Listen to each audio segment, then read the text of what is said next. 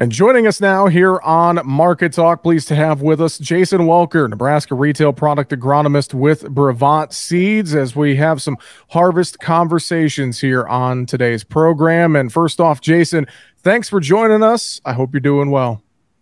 Well, thank you, Jesse, and thanks for letting us join your show today. Well, let's dive in and have some of these harvest conversations. And, you know, as harvest is ramping up across the Corn Belt, Jason, what are some things farmers should be discussing with their retail team right now? Right now, harvest is just about ready to start full swing on irrigation.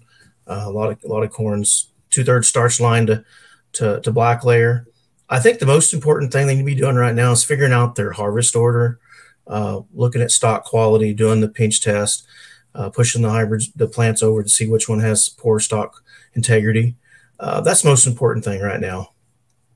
Why is it important for farmers to kind of work and communicate with their ag retail team throughout the harvest, Jason? Well, if you start on the fields that have the worst stock quality, stock integrity, you have a better chance of having a higher harvest, more yields. Start with the worst fields first, the ones that had hail, the ones that had wind damage, or the ones you chose not to spray with a fungicide. Maybe those are the ones you should start with first. I should ask, your neck of the woods there in Nebraska, how are things looking between irrigated and non-irrigated crops as we're nearing the finish line, Jason? Well, it's not a big secret that the dryland market's tough right now. We did have some rain early, so we do have some hot spots or some spots of good dryland corn, but majority of it's pretty tough. We're going to have a tough dryland year. A lot of it's going to be 20 to 50 bushels. Irrigated, on the other hand, I think we're sitting good to very good.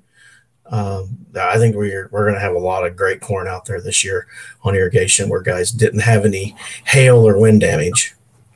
What about disease or pest issues? I would have to think in corn, we've been hearing a lot about tar spot. Has tar spot really shown up in your area there in Nebraska yet, Jason? Not really. We've seen a few places just isolated, but no, tar spot's not the biggest one. Gray leaf spot, Goss's wilts, probably more prevalent in my area, which Goss's you need to hybrid selection, and gray leaf you just spray for a fungicide. Most of our guys in central Nebraska is on a pretty aggressive spray program already. So, but no, we're really pleased with what we're seeing. I bet we have a great crop overall on the irrigation side. Fantastic. Well, if listeners want to get in touch with their local ag retailer, if they have questions during this harvest season, how can they do so?